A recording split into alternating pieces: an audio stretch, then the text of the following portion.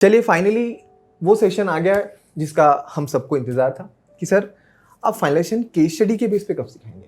आपने प्रीवियस जो तीनों सेशन है वहाँ पे अपने स्टेप्स एक्सप्लेन किए, तो सर आप केस स्टडी कब कंसिडर करेंगे। तो आज वो सेशन आ चुका है जहाँ पे हम केस स्टडी के बेस पे फाइनलाइजेशन यहाँ पे स्टार्ट करने वाले, कंसिडर करने वाले। ठीक है, अब यहाँ पे केस स्टडी स्टार्ट करने के पहले ठीक है मैं कुछ पॉइंट्स आपके सामने रखना चाहता हूँ। ठीक है, करेक्ट है। वो पॉइंट्स जो है आप बहुत ध्यान से समझिएगा, सुनिएगा। ठीक है, करेक्ट है। उसके बाद हम केस स्टडी की शुरुआत करेंगे। सर पॉइंट नंबर 1, सर जो आप ये केस स्टडी आज कंसिडर करने वाले हैं, ठीक है, करेक्ट है, तो सर ये केस स्टडी देख के मैं जो है बेसिकली सीख जाऊंगा क्या फाइनलाइजेशन? क्वेश्चन नंबर 1 बहुत से लोग मुझे पूछते हैं। या दूसरा कि सर मैं जो है मैं खाली इसी एक ही केस स्टडी से मैं हर तरीके के जो कंपनीज का फाइनेंशियल सीख जाऊंगा क्या, या हर तरीके के इंडस्ट्री का फाइनेंशियल सीख जाऊंगा क्या? बिल्कुल नहीं। ठीक है, आप जो है फिलहाल एक तरह की मिठाई बना रहे हैं, ये एक मिठाई हो गई। ठीक है, करेक्ट है। लेकिन मिठाई की दुकान पे एक ही तरीके की मिठाई मिलती है क्या? नहीं सर, वहाँ पे गाजर का हलवा भी मिलता है, वहाँ पे काजू कतली भी मिलती है, बहुत सारे स्वीट्स मिलते हैं यार। तो सर आप अगर एक ही केस स्टडी सॉल्व करेंगे तो सर आपकी मिठाई की दुकान पे एक ही मिठाई होगी। तो क्या सर एक ही मिठाई लेने के लिए बहुत से लोग आएंगे क्या आपकी दुकान पे? नहीं, खाली वही बंदा आएगा जिसको उस चीज़ की जरूरत होगी। तो सर उस मिठाई की दुकान पे ज़्यादा भीड़ होती है जहाँ पे सभी तरीके के आइटम आपको देखने के लिए मिलेंगे। तो सर हमें वो मिठाई की दुकान बननी है जहाँ पे हमें कोई भी तरीके की इंडस्ट्री, कोई भी तरीके की एंटिटी अगर मिल जाए, ठीक है, करेक्ट है, तो हमें वहाँ पे डर नहीं लगना चाहिए।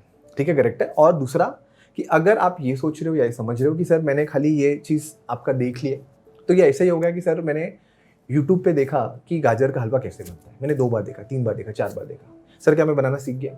बिल्कुल नहीं। जब तक आप खुद वो गाजर लेके वो चीज़ नहीं बनाओगे तब तक वो चीज़ आप नहीं सीखोगे। तो बहुत इंपॉर्टेंट है कि आपको भी हमारे साथ प्रैक्टिस करनी है। ठीक है, करेक्ट है। और होता क्या है, ये जो मॉड्यूल है, करेक्ट है, ये इंपॉर्टेंट क्यों हो जाता है? क्योंकि हमारे क्लासरूम में या हमारे ऑनलाइन सेशन में बहुत सारे ऐसे कैंडिडेट आते हैं जिनको उनके करियर में 5 साल का, 10 साल का, 15 साल का एक्सपीरियंस है, 18-18, 20-20 साल का एक्सपीरियंस है। बट होता क्या है ना कि वो एक ही प्रोफाइल में काम कर रहे हैं कंटिन्यूस, है ना, मतलब वही sale, purchase, payment receipt, account receivable, accounts payable, tax का पेमेंट कर देना, या फिर कोई एक आधा जीएसटी का रिटर्न फाइल कर देना, टीडीएस का रिटर्न फाइल कर देना, है ना। रिटर्न भी तो आपके रिपीटेटिव सेम ही होता है। बट सर उन्हें वर्सेटाइल या तो सिखाया नहीं जा रहा है या उन्हें सीखने का मौका नहीं मिल रहा है। तो कहीं ना कहीं वो करियर में कहीं ना कहीं फील करते हैं कि वो स्टक हो चुका है कहीं ना कहीं। जो उन्हें ग्रोथ चाहिए वो ग्रोथ मिल नहीं पा रहा है। तो सर आज जो हम बेसिकली जर्नी स्टार्ट करेंगे वो हम करेंगे सॉफ्टवेयर ऑपरेटर से अकाउंटेंट बनने की जर्नी स्टार्ट करेंगे। क्योंकि बहुत सारे ऐसे लोग हैं जो सॉफ्टवेयर पे ही लाइक टैली हो, एसएपी हो, ओरेकल हो, है ना, उस पर डे टू डे के ट्रांजेक्शन हैंडल कर रहे हैं, बट कभी उन्हें बैलेंस शीट बनाने का मौका नहीं मिला। बैलेंस शीट बनने तक की पूरी जर्नी कभी समझ में नहीं आई, है ना, करेक्ट। तो ये सभी चीज़ें हम लोग सीखने समझने वाले सर। आज हम बोल सकते हैं कि ये पूरा सेशन होने के बाद करेक्ट है कि हम अकाउंटेंट हैं। ठीक है। दूसरा कि सर ये जो सेशन जो आप एक केस स्टडी ले रहे हैं ये एक ही सेशन में कंप्लीट होगा? बिल्कुल नहीं, 8 से 10 सेशन लग जाएंगे, देखना, करेक्ट है। और सर यही फाइनल केस स्टडी होगी क्या? इसी में सब एडजस्टमेंट कवर हो जाएंगे? बिल्कुल नहीं। ये तो हम फर्स्ट केस स्टडी लेंगे, इसके बाद हमें बहुत सारी और केस स्टडी कंसिडर करनी है, ठीक है, जिससे कि हमारा पूरा कॉन्सेप्ट क्लियर हो जाए। ठीक है, करेक्ट है। तो आपको पेशेंस रखना है और साथ में प्रैक्टिस करना और सीखना है, तभी जाके आप इस चीज़ को बहुत अच्छे से सीख पाएंगे। क्लियर है? ठीक है। अब यहाँ पे जब हम कोई चीज़ सीखते हैं तो हमें उस चीज़ को इंटरव्यू में प्रेजेंट करना भी आना चाहिए, भी बहुत इंपॉर्टेंट है। क्योंकि मैं हमेशा हर कैंडिडेट को बोलता हूँ कि आप जो चीज़ सीख रहे हो अगर आप उस चीज़ को प्रॉपर प्रेजेंट नहीं कर पाओगे इंटरव्यू में तो सामने वाला आपसे कन्विंस नहीं हो पाएगा। सर जैसे कि आपने तीनों सेशन कंप्लीट किए, है ना, जहाँ पे हमने अकाउंट्स अप टू फाइनेंशियल का एक ओवरव्यू स्टेप देखा कि स्टेप 1 में क्या, स्टेप 2, स्टेप 3 क्या है जो आज हम स्टार्ट करेंगे। किसी ने आपको इंटरव्यू में पूछा what is accounts up to finalisation, explain me. तो सर आपको कम से कम 5 लाइन में एक्सप्लेन करना आना चाहिए। कितना? 5 लाइन में। अगर आप वो एक्सप्लेन नहीं कर पाए तो सर आपको अकाउंट्स अप टू फाइनेंशियल नहीं आता, क्योंकि आपको इंटरव्यू में कोई बंदा डायरेक्टली एंट्री बुक करने के लिए नहीं बिठाएगा, वो आपसे पूछ के ही समझेगा कि यार इस बंदे को पता है कि नहीं। तो जो भी लोग इस सेशन को यूट्यूब पे अटेंड कर रहे हैं तो आप कमेंट सेक्शन में आपकी 5 जो लाइनें हैं कि अगर आपको किसी ने पूछा बेस्ड ऑन द 3 जो लेक्चर हमने कंप्लीट किए कि क्या होगा आंसर, तो आप बता सकते हैं। ठीक है, करेक्ट है। सो हम यहाँ पे फाइनली आज के सेशन में जो है यहाँ पे फर्स्ट केस स्टडी प्रोप्राइटरशिप का जो केस स्टडी है वो बेसिकली हम यहाँ पे स्टार्ट करने जा रहे हैं। सर प्रोप्राइटर क्यों सीख रहे हैं? प्रोप्राइटर, हमें तो कंपनी में काम करना है, प्रोप्राइटर क्यों सीख रहे हैं, है ना? इसके बहुत सारे रीजन है, बहुत सारे रीजन है। पहला रीजन है कि सर आप जब बाहर निकलेंगे इंटरव्यू के लिए वगैरह, तो ऐसे बहुत सारी एंटिटीज हैं जो जिनका टर्नओवर लाखों करोड़ों में है, स्टिल वो प्रोप्राइटर है। कैसे पहचान सकते हो? कभी आप किसी शॉप या किसी बिजनेस का जीएसटी नंबर देखना, ठीक है, वो जीएसटी में पैन नंबर भी इंक्लूड होता है, तो आपको पैन का जो 4 डिजिट होता है, पैन का जीएसटी का, जीएसटी से आपका पहले स्टेट कोड होता है, उसके बाद पैन स्टार्ट होता है ना, करेक्ट है? तो जो पैन जहाँ से स्टार्ट होता है वहाँ से अगर फोर्थ जो डिजिट है वो आप देखोगे तो आपको समझ में आएगा कि ये प्रोप्राइटर फर्म है कि कंपनी है, ठीक है? तो बहुत सारे ऐसे बिजनेस है जिनका लाखों करोड़ों का टर्नओवर है, ठीक है, और वो प्रोप्राइटरशिप रन कर रहे हैं, क्योंकि सर ये एक वन मैन शो होता है, ठीक है, करेक्ट है? प्रोप्राइटर खुद डिसीजन लेता है, ठीक है? तो आपको बहुत सारे ऐसे इंटरव्यू के कॉल आएंगे जहाँ पे वो प्रोप्राइटरशिप है, तो इसलिए आपको पता होना चाहिए। दूसरा कारण है कि अगर आपके कोई रिलेटिव है जो कोई बिजनेस स्टार्ट उन्होंने किया हुआ है ना, करेक्ट है? तो सबसे ईजिएस्ट वे होता है प्रोप्राइटरशिप में बिजनेस चालू करना। आपके पैन है, पैन से आप अपना बिजनेस चालू कर सकते हो कि आप शॉप एंड एस्टैब्लिशमेंट का एक सर्टिफिकेट ले लो, एक करंट अकाउंट आप ओपन कर लो, उद्योग आधार ले लो, ठीक है, करेक्ट है? तो आपका प्रोप्राइटरशिप आप चालू कर सकते हो। तो अगर आपके कोई रिलेटिव है जो आपसे अकाउंटिंग करवाना चाहते हैं, ठीक है, पूरा एंड टू एंड, तो उस सिचुएशन में आप ये तो नहीं बोल सकते कि सर मैं अकाउंटिंग नहीं कर सकता, मैं तो जॉब करना चाहता हूँ। नहीं सर, जहाँ पे भी आपको मौका मिले काम करने का, काम करिए, ठीक है? और तीसरा जो सबसे बड़ा रीज़न है कि जब हम किसी कंपनीज में जाते हैं, ठीक है, किसी कंपनीज में जाते हैं, किसी एलएलपी में गए, कहीं पे भी जो हमारा सिलेक्शन हो गया, हम वहाँ पे ज्वाइन कर लेते हैं, तो वहाँ पे ग्रुप ऑफ एंटिटीज़ होते हैं, मतलब वो कंपनी की बहुत सारी सब्सिडरी कंपनी, बहुत सारी एसोसिएट, है ना, करेक्ट है? बहुत सारे अलग अलग उन्होंने कंपनीज बनाई होती है, एंटिटीज़ बनाई होती है, ठीक है, करेक्ट है? For different businesses, for tax planning, बहुत सारे रीज़न हो सकते हैं, ठीक है? तो सर अगर किसी आप कंपनी में गए, उसकी कोई ग्रुप ऑफ एंटिटी में 3-4 प्रोप्राइटरशिप है तो, या पार्टनरशिप फॉर्म है तो सर आप वहाँ पे ऐसा बोलेंगे सर मैं खाली कंपनी का ही आपकी अकाउंटिंग करूँगा, मैं आपकी ग्रुप ऑफ कंपनी का या ग्रुप ऑफ एंटिटी का अकाउंटिंग नहीं करूँगा। नहीं, यू कांट से दिस। आपको वो चीज़ भी हैंडल करना आना चाहिए। तो सर प्रोप्राइटरशिप जो है, जो आपको वहाँ से बेस्ट स्टार्ट आपको बेसिकली यहाँ से करना है आपके फाइनेंशियल का, ठीक है, करेक्ट है? इसके बाद हम फर्म पे भी जाएंगे, एलएलपी पे भी जाएंगे, private limited company, OPC, HUF, बहुत सारी कैटेगरीज है यार, है ना, करेक्ट? बहुत सारी कैटेगरीज हम एक्सप्लोर करेंगे, इंडस्ट्री को भी एक्सप्लोर करेंगे अलग अलग, है ना?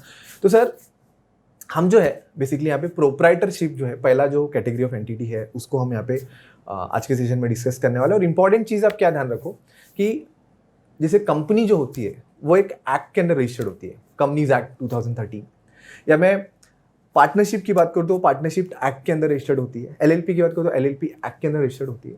तो सर प्रोप्राइटरशिप जो होता है ना, उसको कहीं पर रजिस्टर करना नहीं पड़ता। तो सबसे ईजिएस्ट वे होता है किसी भी बिजनेस को स्टार्ट करने का। तो अगर आपको कोई पूछे सर मुझे बिजनेस स्टार्ट करना है, तो उसको बेस्ट प्रोप्राइटरशिप आप स्टार्ट करने के लिए बोल सकते हो, क्योंकि उसको ज़्यादा डॉक्यूमेंटेशन की जरूरत नहीं होती, कोई स्पेसिफिक लॉ भी उसे फॉलो नहीं करना है ना, करेक्ट है? जो अकाउंटिंग टैक्सेशन के जो बेसिक लॉ है वो भी वही खाली फॉलो करना है, क्योंकि अगर आप कंपनी में जाओगे तो कंपनीज एक्ट के पूरे रूल हैं जो फॉलो करने होते हैं। आपको कब मीटिंग रखनी है, आपको कैसे रजिस्ट्रेशन करना है, आपको जो है बहुत सारे डॉक्यूमेंटेशन आपको मेंटेन करने पड़ते हैं, आपको बहुत सारे रिटर्न्स फाइल करने पड़ते हैं कंपनी के केस में, है ना, करेक्ट है? बट प्रोप्राइटर में से कुछ नहीं है ना, तो ईजिएस्ट वे है। तो आज के सेशन में हम पहला जो केस स्टडी कंसिडर कर रहे हैं वो एक ऐसे एंटिटी का है जो एक मैन्युफैक्चरिंग एंटिटी है, ठीक है, करेक्ट है? जो स्वीट्स एंड नमकीन्स बनाती है, ठीक है? तो वो उनका स्वीट्स एंड नमकीन का बिजनेस है, तो वो ये चीज़ मैन्युफैक्चर करते हैं और डिफरेंट चैनल के थ्रू, लाइक आपके शॉप के थ्रू या डिस्ट्रीब्यूटर के थ्रू या इंडिया के बाहर वो बेसिकली क्या करते हैं, वो सेल करते हैं, ठीक है? तो हम जो भी केस स्टडी यहाँ पे कंसीडर करेंगे तो हमारे ये क्लाइंट्स के केस स्टडीज़ होते हैं, ठीक है? तो ये case study already client level पे सॉल्व हो चुका होता है, तो हम हमारे जो क्लाइंट्स हैं उनके परमिशन लेके जो है बेसिकली ये केस स्टडी कंसीडर करते हैं, और इसमें नाम वगैरह जो है हम बेसिकली चीज़ें जो है चेंज कर देते हैं, ठीक है, करेक्ट है? क्योंकि जो चीज़ें हैं वो कॉन्फिडेंशियल है, तो हम एग्जैक्टली सेम नाम नहीं यूज़ कर सकते, ठीक है? तो केस स्टडी पे डायरेक्टली आते हैं, ठीक है? तो हमने यहाँ पे जो केस स्टडी कंसीडर किया है वो एक प्रोप्राइटर का कंसीडर किया है, ठीक है? आगे हम फर्म, कंपनी वगैरह को भी एक्सप्लोर करेंगे, और हमने मैन्युफैक्चरिंग इंडस्ट्री को चूज़ किया है क्योंकि अब आगे हमें service, trading, e commerce, import export, है ना, बहुत सारी इंडस्ट्री को एक्सप्लोर करना है, ठीक है? तो यहाँ पे हमने जो है सबसे पहले यहाँ पे मैन्युफैक्चरिंग जो एंटिटीज़ हैं, करेक्ट है, उसको बेसिकली एक्सप्लोर किया कि अगर मैं किसी मैन्युफैक्चरिंग कंपनी में जाऊँगा तो वहाँ पे मुझे जो अकाउंटिंग है वो कैसे करना होगा, ठीक है, और एक प्रोप्राइटर में कैसे करना होगा, ठीक है। तो यहाँ पे पहले हम सबसे पहले जो है यहाँ पे श्री कृष्णा फूड्स का प्रोफाइल पढ़ लेते हैं, ठीक है। श्री कृष्णा फूड का प्रोफाइल पढ़ लेते हैं। तो क्या बोल रहा है, Shri Krishna food is a proprietor firm founded in year 2015 इन ठाणे। ठाणे ये महाराष्ट्र में मुंबई के पास, करेक्ट है, एक डिस्ट्रिक्ट है। On the name of mister Krishna Kumar. Krishna Kumar ji ने ये अपना बिजनेस 2015 में चालू किया। Running business of namkeen and sweets, जो मैंने आपको बताया। Shri Krishna foods having annual turnover of 21 crore. देखिए प्रोप्राइटरशिप है, ये एक एक्चुअल एंटिटी है, मैंने उनका नाम डिस्क्लोज नहीं किया, ठीक है, करेक्ट है। तो उनका ये टर्नओवर अप्रॉक्स 21 करोड़ का, अप्रॉक्स, ठीक है, करेक्ट है। और इनका जो नेटवर्थ है, net worth in the sense capital and reserve and surplus, वो आपका 15 करोड़ का है, ठीक है। इनके जो मैन्युफैक्चरिंग प्लांट है वो थाने में ही है, ठीक है। और इनके 8 स्टोर है, शॉप है, थाने में, मुंबई में, नवी मुंबई में, ठीक है। 4 ओन्ड है और 4 रेंटेड है, मतलब 8 में से 4 ओन्ड है और 4 रेंटेड है। It also has export cell in various countries, इन्होंने एक्सपोर्ट भी किया है, ठीक है। द प्रोडक्ट रेंज, जो उनका प्रोडक्ट रेंज है वो हेल्दी स्नैक्स का एंड शुगर फ्री स्वीट्स का। मतलब इनका जो यूएसपी है, ठीक है, जो इनको अलग बनाती है वो है कि ये नॉर्मल स्नैक्स नहीं बेचते, हेल्दी स्नैक्स बेचते हैं। मतलब जिनको जो हेल्थ कॉन्शियस लोग हैं वो भी इनके स्नैक्स को बेसिकली खा सके, ठीक है। और स्वीट्स इनके शुगर फ्री होते हैं, ठीक है। इस केस स्टडी में टीडीएस और जीएसटी हमने कंसिडर किया है, और उनका जीएसटी और टीडीएस जो महाराष्ट्र बेस्ड रजिस्टर्ड है, ठीक है, क्योंकि हमें जीएसटी टीडीएस भी लगेगा। एंड डेप्रिसिएशन जो होगा, आगे हमें फिक्स एसेट पे डेप्रिसिएशन लेना होगा, तो वो एसएलए मेथड से कंसिडर करना होगा, ठीक है। और यहाँ पे जो इन्वेंट्री है वो फीफो मेथड से मैनेज करी गई है, ठीक है। ये डेप्रिसिएशन हम इसको इन डिटेल अकाउंटिंग स्टैंडर्ड में भी सीखेंगे, आपका अकाउंटिंग स्टैंडर्ड 10, ठीक है। और आपका इन्वेंट्री का जो मेथड वगैरह होता है इन डिटेल हम अकाउंटिंग स्टैंडर्ड 2 में डिस्कस करेंगे, जब हम अकाउंटिंग स्टैंडर्ड डिस्कस करेंगे। इंडियन गैप याद है आपको, है ना। और क्योंकि ये कंपनी का जो टर्नओवर है वो 1 करोड़ से ज़्यादा है, ठीक है, करेक्ट है। तो अगर आपको पता हो तो टैक्स ऑडिट एप्लीकेबल होता है सेक्शन 44AB में, ठीक है। तो इनको टैक्स ऑडिट एप्लीकेबल हुआ है, और ऑडिट की जो फीस है इनकी सालाना ईयरली 10 लाख है, जिस पे भी टीडीएस और जीएसटी अप्लाई हुआ है, ठीक है। तो हमें एक प्रोफाइल मिल गया श्री कृष्णा फूड्स का कि एग्जैक्टली इनका बिजनेस क्या है और हमें एग्जैक्टली इनका अकाउंटिंग कैसे करना है, ठीक है। अब सर 2-3 चीज़ें, ठीक है, पहले मैं वो 2-3 चीज़ आपके सामने रखूँ, फिर इस केस स्टडी को हम सॉल्व करेंगे। पहला चीज़, सर ये केस स्टडी को हम कैसे सॉल्व करेंगे? टैली पे करेंगे, एसएपी पे करेंगे, कि ओरेकल पे करेंगे, या क्विक बुक पे करेंगे, या फिर हम जो है बेसिकली कोई दूसरा ईआरपी सॉफ्टवेयर यूज़ करेंगे, ठीक है। तो सर हम कोई सॉफ्टवेयर यूज़ नहीं करेंगे, क्योंकि मैंने आपको बताया था कि सर हमारा पर्पस सॉफ्टवेयर सीखना नहीं है, पहला हमारा पर्पस अकाउंटिंग सीखना है। जैसे कि अगर आपको कोई बोल दे कि बुक पे अकाउंटिंग करना है, तो सर क्या बुक पे अकाउंटिंग नहीं होता? होता है ना। क्या आपको सॉफ्टवेयर ही चाहिए? सॉफ्टवेयर इसलिए बनाया गया क्योंकि टाइम कम लगे और एरर ना हो, इसके लिए सॉफ्टवेयर है।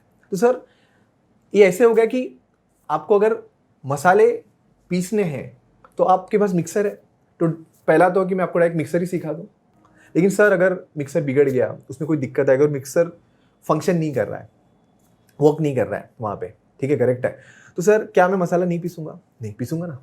वो आपको पता है वो मसाला पीसने का पत्थर होता है, ठीक है, या फिर मैनुअली हम मसाला पीस सकते हैं, है ना, करेक्ट है। तो सर आपको कंपनी में चलाना मिक्सर है, लेकिन सर आपको मसाला कैसे पीसा जाता है वो पता होना चाहिए। तो हम सबसे पहले यहाँ पे अकाउंटिंग सीख रहे हैं, सॉफ्टवेयर नहीं, ठीक है।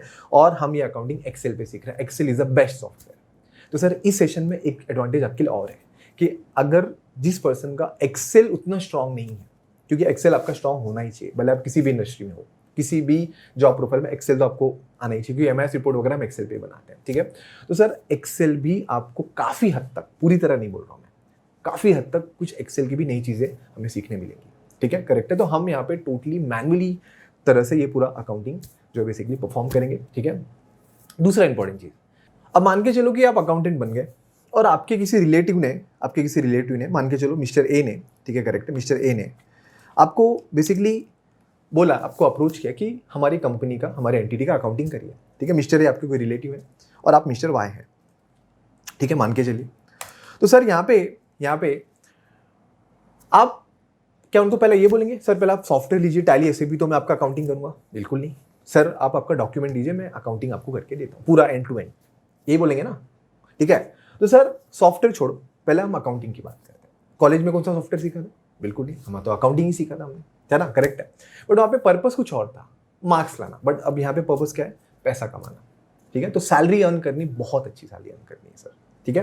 तो सर मिस्टर ए आपके रिलेटिव और ये आप है मिस्टर वाई, और आपको बोला गया है कि आप जो है हमारी एंटिटी का अकाउंटिंग करिए। तो आप उनसे क्या क्या डॉक्यूमेंट मांगेंगे? तो सर अगर मैं होता तो मैं सबसे पहले उनसे बैंक स्टेटमेंट मांगूंगा, क्योंकि आज के डेट में जहाँ पे यूपीआई इतना ज़्यादा यूज़ किया जा रहा है तो मेजर पेमेंट तो ऑनलाइन ही होते हैं। तो बैंक स्टेटमेंट्स मांगूंगा। क्यों बैंक स्टेटमेंट मांगूंगा? क्योंकि सर जो बेसिकली ट्रांजेक्शंस होंगे, जो भी सेल परचेस किया होगा, उसका पेमेंट तो बैंक से गया होगा और उनको याद नहीं है ना। तो मैं बैंक स्टेटमेंट मांगूंगा।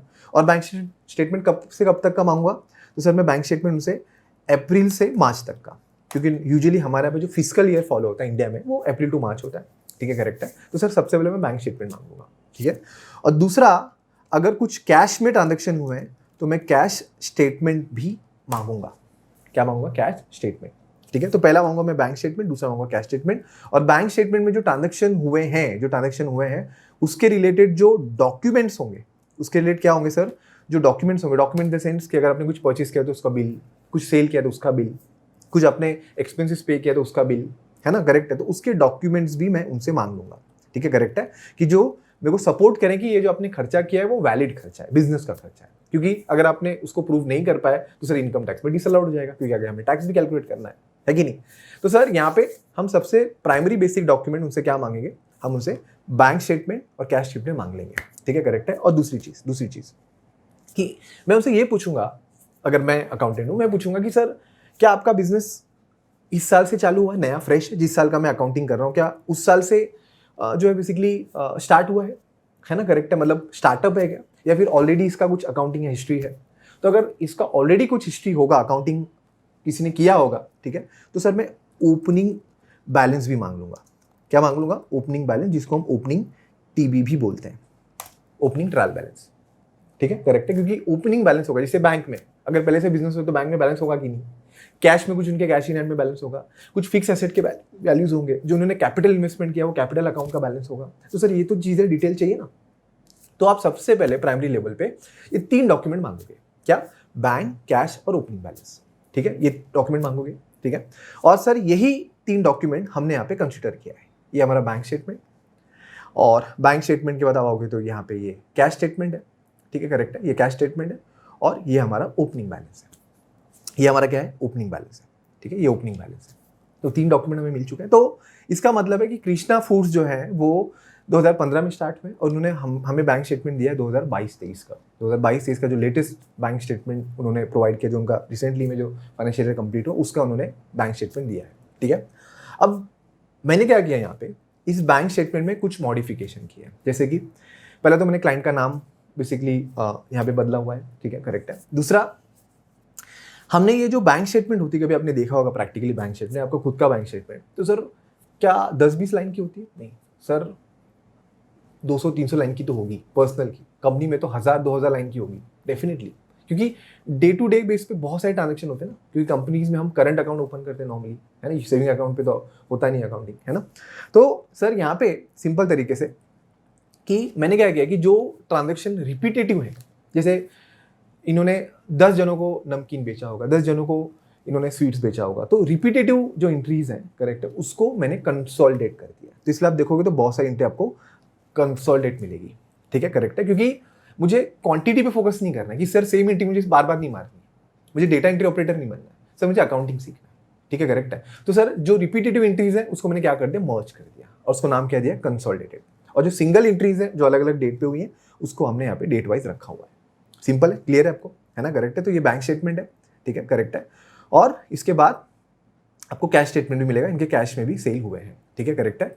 तो यहाँ पे ये बैंक और कैश स्टेटमेंट जो है बेसिकली करंट अकाउंट का है 2022-23 का, ठीक है, करेक्ट है। आप साथ में प्रैक्टिस करेंगे तो ज़्यादा बेटर भी होगा, ठीक है, करेक्ट है, जिससे आप कोई चीज़ें जो है बहुत अच्छे से क्लियर भी हो पाएंगी, ठीक है। तो सर आपने इतना तो समझा दिया कि ये स्वीट्स वगैरह बेचते हैं, ठीक है, नमकीन वगैरह बेचते हैं। तो ये कौन से स्वीट्स नमकीन बेचते हैं, ठीक है, करेक्ट है। तो सर यहाँ पे आप देखेंगे तो यहाँ पे इनके हेल्दी स्नैक्स में 3 तरीके के स्नैक्स है। एक रोस्टेड चना, एक क्रश्ड पीनट्स, और एक नट क्रैकर क्रिस्पी, ठीक है, ये इनके स्नैक्स हैं। और स्वीट्स 4 तरीके के हैं, ड्राई फ्रूट बेसन लड्डू, और ये शुगर फ्री है, ठीक है, milk cake, kesar gujiya and moong barfi. और यहाँ पे बेसिकली उनका पर प्रोडक्ट का जो बेसिकली जो वेट है कि मतलब वो पैकेट में बेचते हैं तो कितना ग्राम में है, करेक्ट है, यहाँ पे बेसिकली बताया गया, ठीक है। और इसका जो बनाने का खर्चा है वो भी बेसिकली हमें बता दिया गया है क्लाइंट की तरफ से कि उन्हें पर पैकेट जो बेसिकली बनाने में कितना खर्चा आता है, उसकी सेलिंग प्राइस क्या है, क्योंकि वो मैंने जिसे बताया वो डिस्ट्रीब्यूटर को भी सेल करते हैं, ठीक है, करेक्ट है, तो उनकी सेलिंग प्राइस भी मिल गई, ठीक है। और वो कितना प्रॉफिट बुक कर रहे हैं, ठीक है, अगर वो डिस्ट्रीब्यूटर या फिर किसी होलसेलर को बेच रहे हैं, और अगर शॉप से बेच रहे हैं तो एमआरपी पे बेचेंगे, ठीक है, तो इनकी एमआरपी भी मिल गई क्योंकि शॉप से भी सेल हो रहा है और डिस्ट्रीब्यूटर के भी थ्रू सेल हो रहा है। जीएसटी रेट कितना परसेंट है वो भी इन्होंने बता दिया। इनका पहले का ओपनिंग स्टॉक वो भी हमें रेडीमेड मिल चुका है, कितना ओपनिंग स्टॉक है, ठीक है, करेक्ट है। कितना इन्होंने इस साल मैन्युफैक्चर किया in the form of quantity, ठीक है, वो है। कितना उनका सेलिंग क्वांटिटी हुआ है और कितना क्लोजिंग स्टॉक है, ठीक है, ये भी इन्होंने रेडीमेड ही प्रोवाइड कर दिया। हर केस स्टडी में नहीं होगा, इस केस स्टडी में है, ठीक है।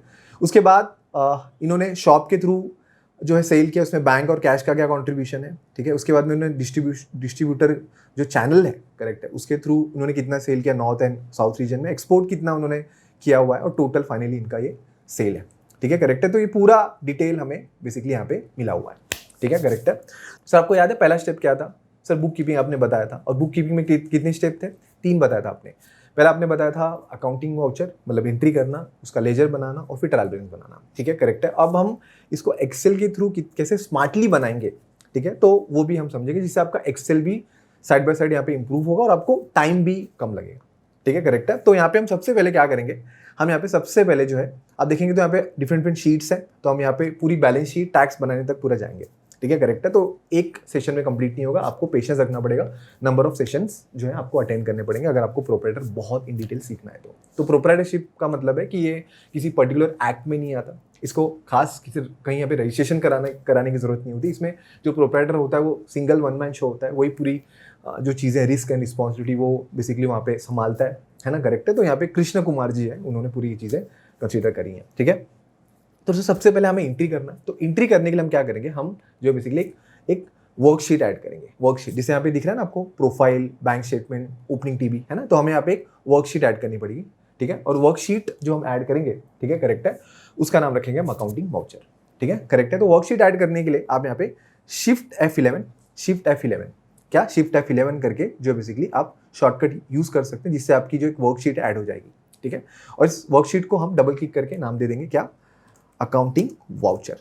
क्या नाम दे देंगे, अकाउंटिंग वाउचर नाम देंगे, ठीक है, करेक्ट है। इसके बाद में कंट्रोल ऑल्ट लेफ्ट साइड और प्लस एकदम राइट साइड जो न्यूमेरिकल में है, ठीक है, करेक्ट है, उसको मैंने सिलेक्ट करके इसको मैंने जूम इन कर लिया है, ठीक है। तो जूम इन जूम आउट करने के लिए आप यहाँ पे कंट्रोल ऑल्ट एक साथ करके और प्लस माइनस यूज करके आप जूम इन जूम आउट कर सकते हो, ठीक है। अब सर हमें यहाँ पे सबसे पहले क्या करना है, सबसे पहले हम जो है यहाँ पे अकाउंटिंग वाउचर का एक फॉर्मेट बना लेंगे, ठीक है। तो सर जब हम टैली एसएपी में एंट्री करते हैं तो हमें क्या क्या जरूरत लगती है, तो सर सबसे पहले हमें लगता है सीरियल नंबर लगेगा, ठीक है, पक्का, जो कॉलम लगेंगे वो हम कंसीडर कर रहे हैं। उसके बाद लगेगा सर आपको डेट लगेगा, ठीक है। डेट के बाद क्या लगेगा सर, डेट के बाद आपको लगेगा जीएल अकाउंट, है ना, जीएल अकाउंट, ठीक है, जीएल अकाउंट, ठीक है, करेक्ट है। जीएल अकाउंट मतलब आप कौन से लेजर को लेंगे, डेबिट क्रेडिट में, है ना। उसके बाद आपको लगेगा जीएल अकाउंट टाइप, मतलब वो जो जीएल है, ठीक है, उसकी ग्रुपिंग भी तो देखनी है, क्योंकि जब हम लेजर बनाते हैं तो ग्रुपिंग भी इंपॉर्टेंट है कि सर वो जीएल प्रॉफिट एंड लॉस में जाएगा, बैलेंस शीट में जाएगा, कि मेरा बैलेंस शीट में एसेट्स में जाएगा कि लायबिलिटी में जाएगा, है ना, करेक्ट, वो भी चीज़ क्लियर करेंगे। तो जीएल अकाउंट टाइप जो है बेसिकली हमारा यहाँ पे, इसमें हम 4 कैटेगरी मेजर रखेंगे, आपका एसेट, लायबिलिटी, इनकम और एक्सपेंस, ठीक है। इसके बाद एक कॉलम हम बना लेते हैं अकाउंट्स ग्रुप, ठीक है, अकाउंट्स ग्रुप मतलब अगर मान के चलो मैंने किसी लेजर को एक्सपेंस माना तो वो एक्सपेंस में कहाँ जाएगा, डायरेक्ट एक्सपेंस में जाएगा कि इनडायरेक्ट एक्सपेंस में जाएगा। किसी को अगर मैंने एसेट माना है तो वो करंट एसेट्स में जाएगा कि नॉन करंट एसेट्स में जाएगा और क्यों जाएगा, ठीक है, वो भी हम साइड बाय साइड डिस्कस करेंगे। तो अकाउंट्स ग्रुप एक कॉलम बना लेते हैं, ठीक है। इसके बाद एक हम कॉलम बना लेते हैं यहाँ पे वाउचर टाइप क्या होता है, अगर आपने कभी टैली में एंट्री किया हो या एसएपी में कभी आपने काम किया तो वहाँ पे हमें चूज करना पड़ता है कि हमें परचेस वाउचर में करना है कि सेल वाउचर में करना है, पेमेंट में करना है, रिसीट में करना है, या फिर हम एसएपी में बात करते हैं वहाँ पे हमें FB50, FB60, FB70, है ना, अलग अलग वाउचर टाइप होता है ना, करेक्ट है। तो वो वाउचर टाइप हमें सिलेक्ट करना पड़ेगा, ठीक है। इसके बाद हमें यहाँ पे वो डेबिट होगा कि क्रेडिट होगा, वो भी हमें बेसिकली यहाँ पे बताना पड़ेगा कि वो सर डेबिट होगा क्रेडिट होगा, ठीक है। उसके बाद हम डेबिट की अमाउंट अलग से लिखेंगे और क्रेडिट की अमाउंट अलग से लिखेंगे, और उसके बाद फाइनली मेरा नरेशन आ जाएगा। आपको नरेशन लिखना है तो आप नरेशन भी लिख सकते हो, ठीक है, करेक्ट है, नरेशन भी हमें लिखना पड़ेगा। तो इतने मिनिमम कॉलम चाहिए। अगर इसके अलावा कुछ एडिशनल कॉलम चाहिए तो आप अगर यूट्यूब पे हैं कमेंट सेक्शन में बता सकते हैं कि कोई एडिशनल कॉलम इसमें ऐड किया जा सकता है क्या, ठीक है, करेक्ट है। तो सर हम क्या करेंगे सिंपल तरीके से, हम यहाँ पे जो है सिंपल जो है इसको सबसे पहले हम क्या करेंगे, इसको टेबल में कन्वर्ट कर लेंगे। तो टेबल में कैसे कन्वर्ट करना है, तो हम यहाँ पे सिलेक्ट करते हैं और सिलेक्ट करने के बाद यहाँ पे आपको आना है इंसर्ट में आना, और इंसर्ट में देखिए आपको मिलेगा टेबल पे सिलेक्ट किया और आपका रेंज आया, और यहाँ पे करिए कि माय टेबल हैज़ हेडर, मतलब जब आप टेबल बनाते हैं तो वो बाय डिफॉल्ट एक हेडर क्रिएट करता है, बट मैंने ऑलरेडी हेडर बनाया तो हेडर बनाने की जरूरत नहीं है, तो मैं यहाँ पे इसको टिक करके क्या कर लेता हूँ, ओके कर लेता हूँ, ठीक है। तो देखिए एक टेबल नुमा बन गया आपका, है ना। इसका एडवांटेज देखिए बहुत ज़्यादा है, समझिएगा आगे, ठीक है। अब कलर अगर आपको चेंज करना हो तो यहाँ पे आपको ऑप्शन मिल जाएंगे कलर चेंज करने के। तो मान लेते हैं मैं कोई एक दूसरा कलर ले लेता हूँ यहाँ पे, ठीक है, करेक्ट है। तो मैंने एक नॉर्मल कलर ले लिया, ठीक है। अब यहाँ पे कुछ चीज़ें जो प्री डिफाइंड है तो वो आप बेसिकली बाय डिफॉल्ट यहाँ पे मेंशन कर सकते हो, जिससे आपको मैनुअली चीज़ें जो है वो एंटर ना करना पड़े, ठीक है। जैसे कि हम जो जीएल अकाउंट टाइप है वो बाय डिफॉल्ट हम क्या रखेंगे, 4 ही कैटेगरी रखेंगे, asset, liability, income and expense. तो हम क्या करते हैं यहाँ पे इसको मैं सिलेक्ट करता हूँ, ठीक है, जीएल को, ठीक है, और यहाँ पे मैं डेटा में आता हूँ, और डेटा में आके यहाँ पे मुझे मिलेगा डेटा वैलिडेशन, और डेटा वैलिडेशन में यहाँ पे मैं एनी वैल्यू को कर देता हूँ यहाँ पे लिस्ट, क्या कर देता हूँ, लिस्ट करता हूँ, और यहाँ पे मैं लिख देता हूँ, क्या लिखता हूँ सर, पहले मैं लिख देता हूँ इनकम, कॉमा, एक्सपेंसेस, ठीक है। जितनी चीज़ें आपको बनानी है आप कॉमा करके मेंशन कर सकते हो। फिर यहाँ पे आप एसेट्स बना लीजिए, ठीक है, एसेट्स बना लीजिए, और फिर क्या बनाएंगे आप, लायबिलिटीज़, ठीक है, करेक्ट है। तो ये हमने 4 ग्रुप बना लिया, उसको क्या कर लेता हूँ मैं, ओके कर लेता हूँ, ठीक है, ओके कर लिया। अब आप देखेंगे तो यहाँ पे मैं ऑल्ट डाउन एरो की, ठीक है, करेक्ट है। इससे मैं देखिए यहाँ पे सिलेक्ट कर सकता हूँ, देख रहे हो आप, ठीक है, देख रहे हो आप, है ना। तो जिससे क्या होगा कि मुझे मैनुअली वो चीज़ टाइप नहीं करना पड़ेगा, ठीक है। ये चीज़ बेसिकली मेरा यहाँ पे जो है बाय डिफॉल्ट प्री सिलेक्शन में आ जाएगा, ठीक है। अकाउंट्स ग्रुप हम लोग मैनुअली मेंशन करेंगे, जैसे हम एंट्री में आगे बढ़ेंगे। वाउचर टाइप भी हमारे बेसिकली प्री डिफाइंड ही रखते हैं हम, ठीक है, करेक्ट है। तो हम अगेन आते हैं यहाँ पे डेटा वैलिडेशन में, और डेटा वैलिडेशन में आने के बाद एनी वैल्यू को यहाँ पे कर लेते हैं क्या, लिस्ट, ठीक है। और यहाँ पे हम सोर्स मेंशन करते हैं, तो यहाँ पे हमारे वाउचर क्या होंगे, तो हमारे यहाँ पे मान लेते हैं परचेस, ठीक है, सेल्स, है ना, करेक्ट, सेल्स, ठीक है। सेल्स के बाद आपके पेमेंट्स, उसके बाद में रिसीट्स, ठीक है, उसके बाद में कॉन्ट्रा वाउचर होता है, ठीक है, और एक आपका जो है बेसिकली जनरल वाउचर भी होता है, राइट। हमें कुछ जेबी भी बुक करनी होती है बुक्स ऑफ अकाउंट क्लोज करने के टाइम पे, है ना, तो ये कर लेते हैं, ठीक है। तो यहाँ पे भी हमारा वाउचर टाइप बन गया। यहाँ पे भी हम कुछ प्री डिफाइन कर लेते हैं, तो हमारा या तो डेबिट या तो क्रेडिट होगा, तो यहाँ पे भी हम कर लेते हैं इसको एनी वैल्यू में आके, मैंने सिलेक्ट किया है पूरा कॉलम, ध्यान दीजिएगा, और यहाँ पे आके आप कर दो इसको लिस्ट, और यहाँ पे लिस्ट में आपको जो जो भी चीज़ें बनानी है तो वो आप यहाँ पे सिलेक्ट करके कॉमा, और ये आप बेसिकली यहाँ पे मेंशन करके ओके कर दो, ठीक है। तो आप देखेंगे तो यहाँ पे आपको जो एक ड्रॉप डाउन दिख रहा है आपको ड्रॉप डाउन, है ना, तो एक ड्रॉप डाउन की तरह आपको यहाँ पे बन गया, समझ में आ रहा है, ठीक है, करेक्ट है। और यहाँ पे बेसिकली आपका नरेशन आएगा, ठीक है। तो नरेशन के लिए आप चाहिए तो आप थोड़ा सा यहाँ पे इसको एक्सपांड भी कर सकते हैं, जिससे आपको लिखने में आसानी हो जाएगी, ठीक है, करेक्ट है।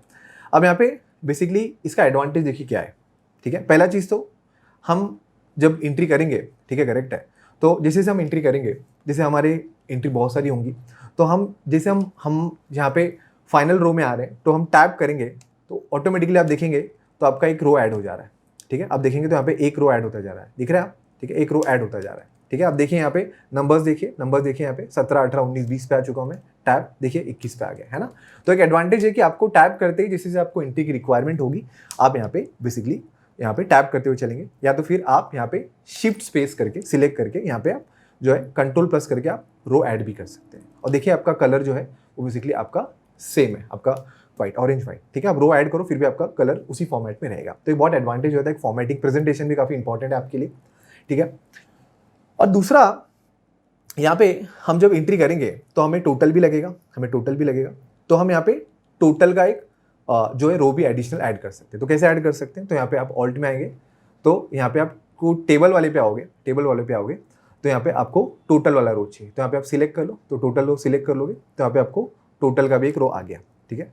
तो टोटल का रो आ गया, तो आपको किसका टोटल चाहिए, डेबिट का चाहिए, ठीक है। क्या चाहिए, डेबिट का सम चाहिए, ठीक है। तो सम और यहाँ पे क्रेडिट का सम, ठीक है, क्योंकि एंड में मेरा डेबिट क्रेडिट टैली होना चाहिए ना, क्योंकि मैं double book keeping accounting system follow कर रहा हूँ, है ना, करेक्ट है, जहाँ पे मैं जितने का डेबिट होगा उतना क्रेडिट भी कर रहा हूँ। तो मैं जैसे से एंट्री करूँगा तो मुझे समझ में भी आएगा कि जो मैं एंट्री कर रहा हूँ उसमें डेबिट और क्रेडिट मैंने दोनों इन्वॉल्व करे हैं कि नहीं, है ना, करेक्ट है। तो इसके लिए मैंने ये भी किया। तो सिंपल तरीके से मैंने क्या कर लिया, मैंने एक देखिए यहाँ पे एक डे बुक बना लिया, जिसे आप टैली में एंट्री करते हो, ठीक है, उस तरह मैंने बना लिया। अब यहाँ पे हम जो है यहाँ पे हेडिंग भी दे देते हैं कि हम ये किसका पूरा अकाउंटिंग कर रहे हैं। तो यहाँ पे हम श्री कृष्णा फूड, ठीक है, करेक्ट है, श्री कृष्णा फूड्स का पूरा अकाउंटिंग कर रहे हैं, ठीक है, करेक्ट है। और इसको चाहिए तो हम थोड़ा फॉर्मेटिंग कर लेंगे, ठीक है, करेक्ट है। हम यहाँ पे ऑल्ट आके यहाँ पे जो नंबर्स हैं, करेक्ट है, वो हम बढ़ा सकते हैं, ठीक है, करेक्ट है, जिससे कि जाए एक प्रेजेंटेशन भी आपका बन जाएगा, ठीक है। तो श्री कृष्णा फूड्स का आप कंसिडर कर रहे हैं, ठीक है, करेक्ट है, तो आप ये कंसिडर कर सकते हैं, बराबर। इसके बाद आप देखेंगे तो आप जैसे स्क्रॉल डाउन करते हैं, देखिए कितना इंपॉर्टेंस है डेटा टेबल। तो जैसे आप स्क्रॉल डाउन करते हैं तो जो आपकी ये हेडिंग है, ठीक है, ये हेडिंग आपको बेसिकली वहाँ पे एक फ्रीज की तरह दिखाएगी। देखिए जैसे मैं स्क्रॉल डाउन कर रहा हूँ तो देखिए आपको ये हेडिंग दिखा रही है, जीएल टाइप अकाउंट्स ग्रुप है, ये डेबिट क्रेडिट है ना, करेक्ट है। तो ये आपको यहाँ पे जो है बेसिकली हेल्प करती है। तो आपको जो टेबल है वो काफ़ी इंपॉर्टेंट हो जाएगा आपके लिए, ठीक है। तो हम क्या करते हैं, हम यहाँ पे और भी बहुत सारी जो रोज़ हैं वो क्या कर लेते हैं, हम यहाँ पे ऐड कर लेते हैं, ठीक है। तो हमें बहुत सारी रोज़ की ज़रूरत पड़ेगी, क्योंकि ये केस स्टडी काफ़ी हमने इन डिटेल कंसिडर किया है, तो आपको बहुत सारी रो की ज़रूरत पड़ने वाली है। तो हमने बहुत सारी रो ऐड कर लिया, ठीक है। अब यहाँ पे पहले तो हमें सीरियल नंबर मेंशन करना होगा, बट सीरियल नंबर हम एंड में मेंशन करेंगे, ठीक है, करेक्ट है। तो हम यहाँ पे जब भी सीरियल नंबर मेंशन करेंगे तो हमने लिया यहाँ पे 1 2 3, ठीक है, करेक्ट है। और इसके बाद यहाँ पे आप जो है सिलेक्ट करके यहाँ पे आपको हल्का सा यहाँ पे दिख रहा है आपको कॉर्नर, यहाँ पे आप डबल क्लिक करेंगे तो ऑटोमेटिकली आपका जो पूरा जो रो है, करेक्ट है, नंबर्स है, वो कंसिडर हो जाएगा, ठीक है। एक तो ये तरीका है। या तो दूसरा आपका तरीका है कि आप यहाँ पे फॉर्मूला के थ्रू दिस +1 ये कंसिडर कर सकते हो, ठीक है। और फिर आप यहाँ पे जो है कॉपी पेस्ट कर सकते हो, ठीक है, करेक्ट है। बट मैं इस वाले ऑप्शन को सजेस्ट नहीं करूँगा। कौन से ऑप्शन को सजेस्ट नहीं करूँगा, ये +1 वाले को। क्यों? क्योंकि यहाँ पे फिल्टर लगा हुआ है, तो कल को आपने डेटा अगर यहाँ पे शॉर्ट कर दिया यहाँ पे, ठीक है, यहाँ पे शॉर्टिंग का ऑप्शन आता है, ठीक है, करेक्ट है। यहाँ पे जब आप यहाँ पे शॉर्ट करोगे स्मॉलेस्ट टू लार्जेस्ट या लार्जेस्ट टू स्मॉलेस्ट, तो वापस से वो उस सीक्वेंस में नहीं आएगा। तो मैं जो प्लस वाला जो ऑप्शन है, करेक्ट है, मैं उसको सजेस्ट नहीं कर रहा हूँ यहाँ पे। तो कम से कम तो आप जो मैनुअली है, करेक्ट है, वहाँ पे मेंशन करके हम जब हमारी एंट्री कंप्लीट हो जाएगी तो हम इस पर डबल क्लिक करके पूरे नंबर्स कंसिडर कर लेंगे, ठीक है। अब हमें एक्चुअली सर अकाउंटिंग करना है। अब हमने काफ़ी चीज़ें समझ ली है कि ये केस स्टडी क्या है और कैसे है, ठीक है। तो हम सबसे पहले एंट्री करेंगे, ठीक है, और फिर फॉर्मूला के थ्रू लेजर भी बनाएंगे और फिर फॉर्मूला के थ्रू ट्रायल बैलेंस भी बनाएंगे और एंड में हमारा ट्रायल बैलेंस टैली होना चाहिए। तो सबसे पहला हमारा काम क्या है सर, बुक कीपिंग करना, जो आपने बताया था, याद है आपने बताया था कि आपको पहला स्टेप क्या करना है, बुक कीपिंग, ठीक है। तो सर बुक कीपिंग कैसे करना है, तो सबसे पहले हम क्या करेंगे, हमारे ओपनिंग बैलेंसेस को ले लेंगे। हम किसको लेंगे, ओपनिंग बैलेंस को। ध्यान रखना इस सेशन में पूरी एंट्री कंप्लीट नहीं होगी, ठीक है। तो कुछ जितनी एंट्री कंप्लीट होगी यहाँ पे करेंगे और कुछ एंट्री हम नेक्स्ट सेशन में करेंगे। उसके बाद फिर हम लेजर टीबी वगैरह आगे बनाते हुए बैलेंस शीट बनाते हुए चलेंगे, ठीक है।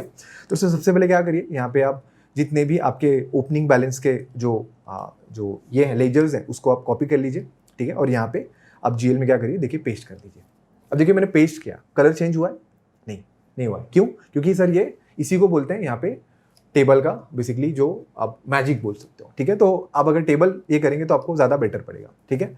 तो यहाँ पे अगर ये आ चुका है, क्या बोलते हैं, फॉर्मेट वगैरह आ चुका है, ठीक है। अगर उसको आपको नहीं कंसिडर करना है तो आप एक और ऑप्शन भी कर सकते हो, इसको पेस्ट स्पेशल कर सकते हो। तो पेस्ट स्पेशल के लिए शॉर्टकट आप यूज़ कर सकते हो Alt+HVV। तो क्या कर लिया मैंने, Alt+HVV, ठीक है, ये मैंने कर लिया, ठीक है। दूसरा, अगर आपको ये ग्रिड लाइन्स हटाने तो आप यहाँ पे व्यू में आके आप ग्रिड लाइन्स भी हटा सकते हो, जिससे आपको थोड़ा और बेटर प्रेजेंटेशन आएगा, ठीक है, करेक्ट है। तो ग्रिड लाइन्स भी हटा लिया, ठीक है, ज़्यादा बेटर क्लैरिटी आ जाएगी यहाँ पे, ठीक है। तो यहाँ पे हमने जीएल अकाउंट ले लिया, ठीक है, करेक्ट है। और फिर हम ओपनिंग टीबी से क्या ले लेते हैं, हम ओपनिंग टीबी से यहाँ पे उनकी वैल्यूज ले लेते हैं, डेबिट की और क्रेडिट की, ठीक है। डेबिट की क्रेडिट की वैल्यूज ले लेते हैं। तो सर यहाँ पे कॉपी कर लो और यहाँ पे आके आप क्या कर दो, यहाँ पे आके पेस्ट कर दो, है कि नहीं, डेबिट क्रेडिट में, ठीक है, कॉपी पेस्ट, ठीक है। यहाँ पे कॉपी पेस्ट हो गया। आपको चाहिए तो Alt+HVV, है ना, करेक्ट है, जिससे कि हमारी खाली वैल्यूज़ जो है वहाँ पे कॉपी पेस्ट हो, ठीक है, करेक्ट है, ये हो गया। अगर इसको आपको कॉमा वगैरह भी प्रोवाइड करना है तो आप सिलेक्ट करके आप जो है यहाँ पे Ctrl+Shift+1, क्या Ctrl+Shift+1 भी कर सकते हो, ठीक है, इसको फॉर्मेटिंग कर सकते हो Ctrl+Shift+1। तो Ctrl+Shift+1 करोगे तो आप देखोगे तो यहाँ पे आपका कॉमा और यहाँ पे आपका बेसिकली पॉइंट भी आ गए, है ना, करेक्ट है। तो जिससे कि आपको थोड़ा पढ़ने में और क्लैरिटी आ जाएगी। क्लियर हो गया यहाँ तक, है ना, करेक्ट है। तो सर यहाँ पे अब सिंपल तरीके से हमें क्या करना है, अब हमें सिंपल तरीके से क्या करना है कि हमें सबसे पहले यहाँ पे GL अकाउंट टाइप लेना है, GL अकाउंट टाइप लेना है, और उसके बाद उसका अकाउंट्स ग्रुप और वाउचर टाइप यहाँ पे कंसीडर करेंगे, ठीक है। तो सर सबसे पहले हम कैपिटल अकाउंट, तो कैपिटल अकाउंट कहाँ आते हैं सर? तो सर कैपिटल अकाउंट आपका आता है, मैंने जितना पढ़ा है सर एज अ कॉलेज में, लाइबिलिटी में आता है ना, क्योंकि आपकी बैलेंस शीट में एक होता है एसेट्स और एक होता है इक्विटीज एंड लाइबिलिटीज, ठीक है। तो ये आपका यहाँ पे लाइबिलिटीज में ले लेता हूँ, ठीक है। इक्विटीज नहीं लिख रहा हूँ क्योंकि हम कंपनी का भी नहीं बना रहे, हम प्रोप्राइटर का बना रहे, ध्यान रखिए, ठीक है, करेक्ट है। तो लाइबिलिटी ले लिया। अकाउंट्स ग्रुप में क्या लिखूँ, तो यहाँ पे आप कैपिटल लिख दीजिए, ठीक है, कैपिटल लिख दीजिए, ठीक है। वाउचर टाइप, तो फिलहाल हमारी ओपनिंग बैलेंस जो है वो हमारी जनरल से ही लेते हैं, ठीक है, जेबी के थ्रू हम ओपनिंग बैलेंस को कंसीडर कर रहे हैं, ठीक है, हमारा पेमेंट रिसीट नहीं है। और ये हमारा कौन सा बैलेंस होगा, क्रेडिट बैलेंस होगा, तो क्रेडिट ले लिया मैंने यहाँ पे, है ना, सिंपल है, ठीक है, करेक्ट है।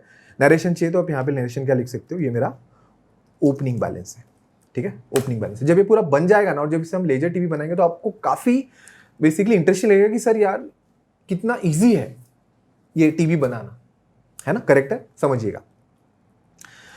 सेम वे हम बाकी के भी जो GL टाइप है वो फटाफट से कंसीडर कर लेते हैं, ठीक है, करेक्ट है, समझ गए आपको, है ना। तो रिटेन अर्निंग भी आपकी लायबिलिटी में आती है, रिजर्व सरप्लस में आता है, ठीक है, करेक्ट है।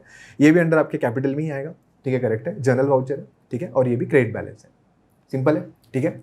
इसके बाद आपका फैक्ट्री है, तो सर फैक्ट्री इनका एसेट हुआ, तो ये कहाँ आएगा, बैलेंस शीट में आएगा। तो लेकिन बैलेंस शीट में कहाँ आएगा, तो ऑल्ट डाउन एरो की आपका ये आ जाएगा एसेट्स में, किस में आएगा, एसेट्स में आएगा, ठीक है।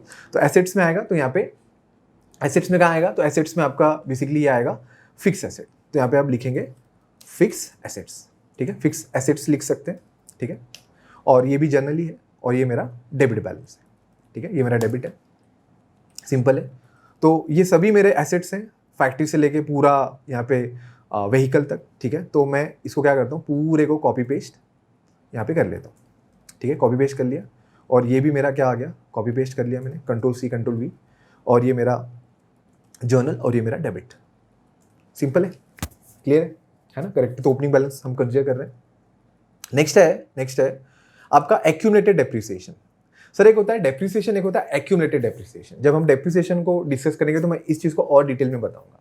तो सर अगर आपने कभी कंपनी का फाइनेंशियल बनाया हो किसी भी एंटिटी का, तो वहाँ पे हमें ग्रॉस वैल्यू दी होती है, ग्रॉस ब्लॉक जिसको बोलते हैं, और फिर उसमें से लेस आपका एक्यूमुलेटेड डेप्रिसिएशन होता है। तो एक्यूमुलेटेड डेप्रिसिएशन आपके बैलेंस शीट में ही जाता है एसेट साइड में, ठीक है। बट क्योंकि ये एक्यूमुलेटेड डेप्रिसिएशन आपके एसेट की वैल्यू को कम करता है, ठीक है, करेक्ट है, तो ये आपके माइनस में जाता है, ठीक है। अभी थोड़ा समझने में आपको दिक्कत आ रही होगी, सर आप क्या बोल रहे हो, फ्रेशर लोगों को खास करके, तो हम जब डेप्रिसिएशन डिस्कस करेंगे आगे तो मैं आपको बताऊंगा, ठीक है। तो अभी फिलहाल आप करिए कि सर जो आपका एक्यूमुलेटेड डेप्रिसिएशन है वो आपके फिक्स एसेट के साथ ही जाएगा, फिक्स एसेट के साथ ही जाएगा, मतलब एसेट ही है, ठीक है, करेक्ट है।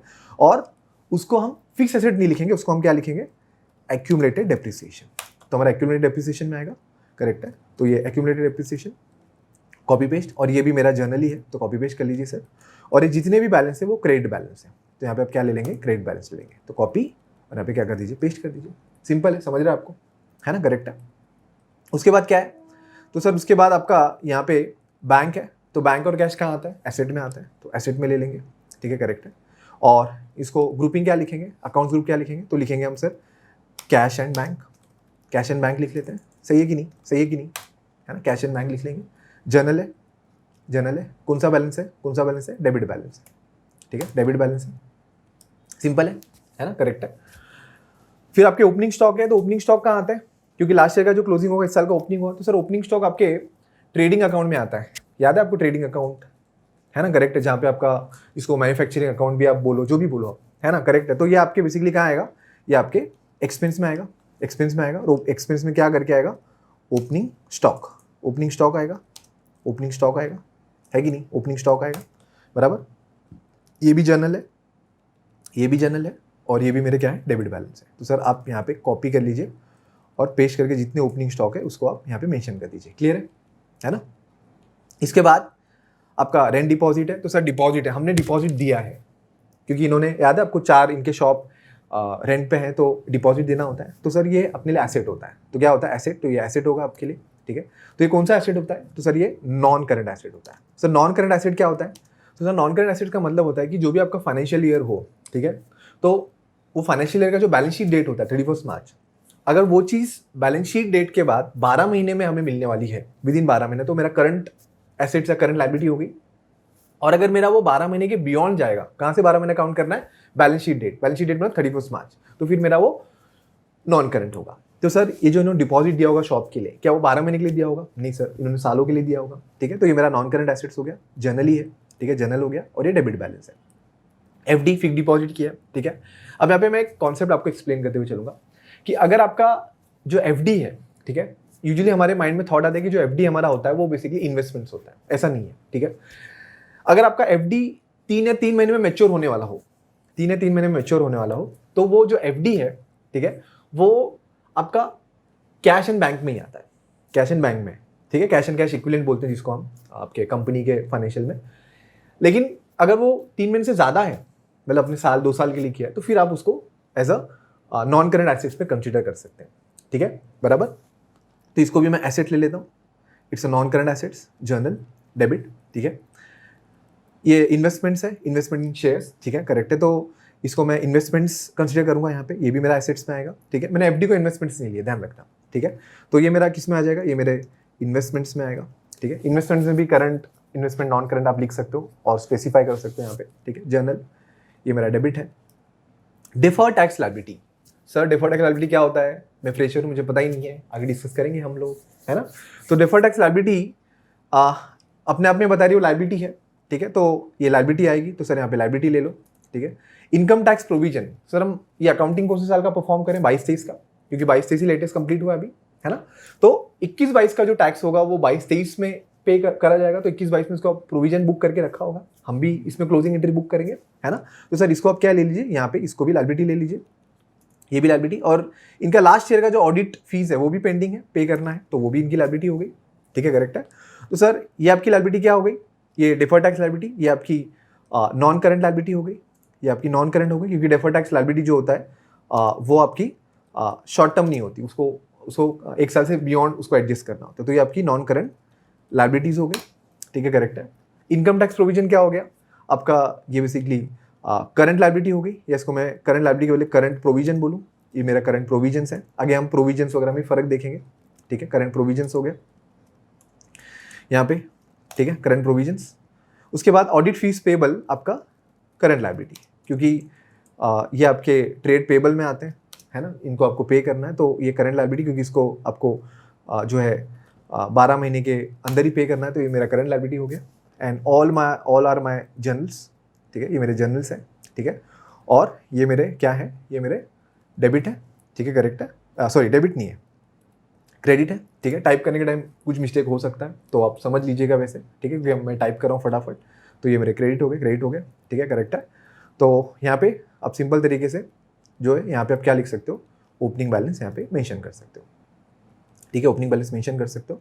अगर आपको स्पेसिफाई फॉर्मेटिंग करना है तो आप यहाँ पे सिलेक्ट करके आप चाहिए तो आप यहाँ पे इसको जो है ऑल्ट एच, ठीक है, ऑल्ट एच बी, और यहाँ पे आप यहाँ पे ऑल बॉर्डर्स तो ए, तो यहाँ पे आपका एक स्पेसिफाई फॉर्मेटिंग भी हुआ है। तो ऑल्ट एच बी है, मैंने एक शॉर्टकट भी यहाँ पे यूज़ कर लिया, तो आपका एक बेसिकली क्या हो गया? यहाँ पे एक फॉर्मेटिंग हो गया। समझ रहे हैं आप हमने क्या किया? तो सर आपने अभी जो है ओपनिंग बैलेंसेस शिफ्ट करें, ठीक है, ओपनिंग बैलेंस शिफ्ट करें, क्योंकि हमें अकाउंटिंग के लिए ओपनिंग बैलेंसेस सबसे पहले चाहिए, जो लास्ट ईयर का हमारा बैलेंस होगा। और ध्यान रखना कि ओपनिंग बैलेंस जो हमने मेंशन किया है वो हमारा डेबिट और क्रेडिट क्या होना चाहिए? टैली होना चाहिए। तो सर डेबिट और क्रेडिट टैली है क्या? एक बार देखते हैं, टैली है क्या, है ना, करेक्ट है। तो ऑलमोस्ट यहाँ पे अगर हम जो है डिफरेंस निकाले, ठीक है, करेक्ट है, तो दिस माइनस दिस, तो डिफरेंस क्या है हमारा? 0 है, 0 है, करेक्ट है। तो आप यहाँ पे भी डिफरेंस निकाल सकते हो, ठीक है, या बाजू में भी निकाल सकते हो, ठीक है, करेक्ट है।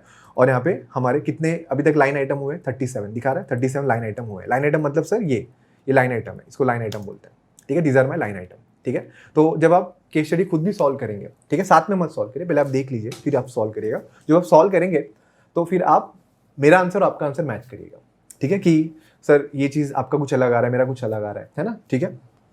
तो सर सबसे पहले आपने क्या कर लिया? सबसे पहले आपने जो है बेसिकली यहाँ पे ओपनिंग बैलेंस से ट्रांसफर कर ली, ठीक है, करेक्ट है।